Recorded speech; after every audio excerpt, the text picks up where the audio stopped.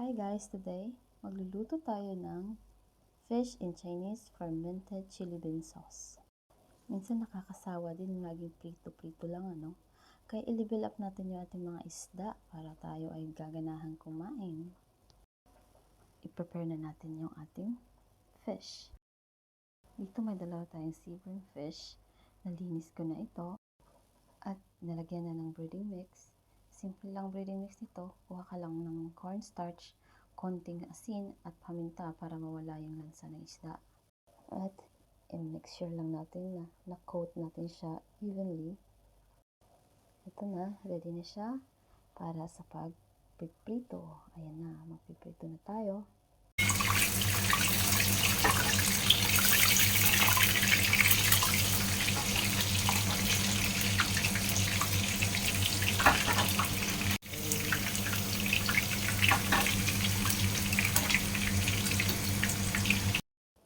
Ayan, prituhin lang hanggang maging golden brown on both sides.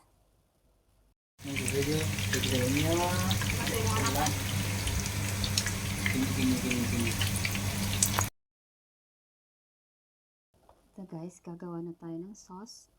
Ayan, gigisa lang natin yung bawang, konting chili, at ginger.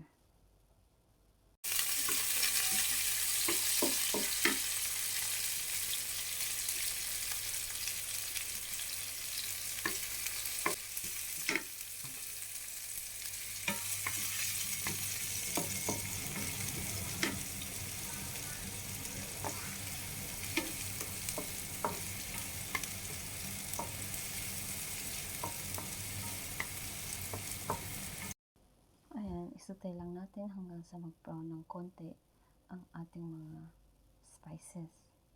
And at this point, maglalagay na tayo ng mga pampalasa.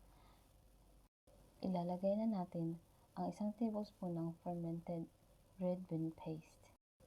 Halo-haluin lang natin ito hanggang makalipas ang 2 minuto.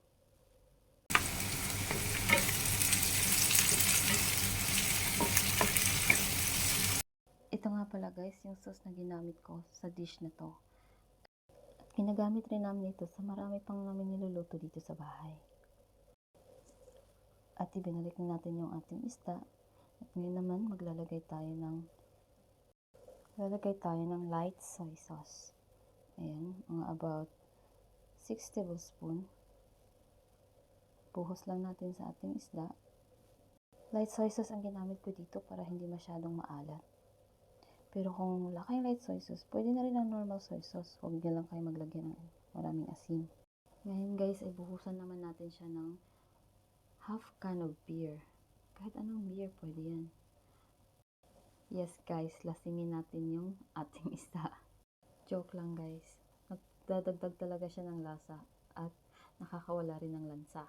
Nagdagdag rin ako ng konting asin. Konti lang kasi medyo maalat na yung ating sauce. Lagyan na natin ng spring onions at isimmer natin ito ng few minutes. Sa puntong ito, dinagdagan ko siya ng half cup ng tubig para masimmer pa natin ng maigi.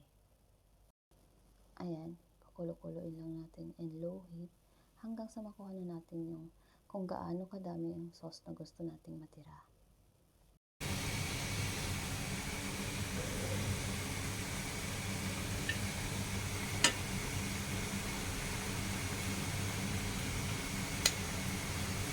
Ito na, tapos na ang ating fish in Chinese fermented chili bean sauce.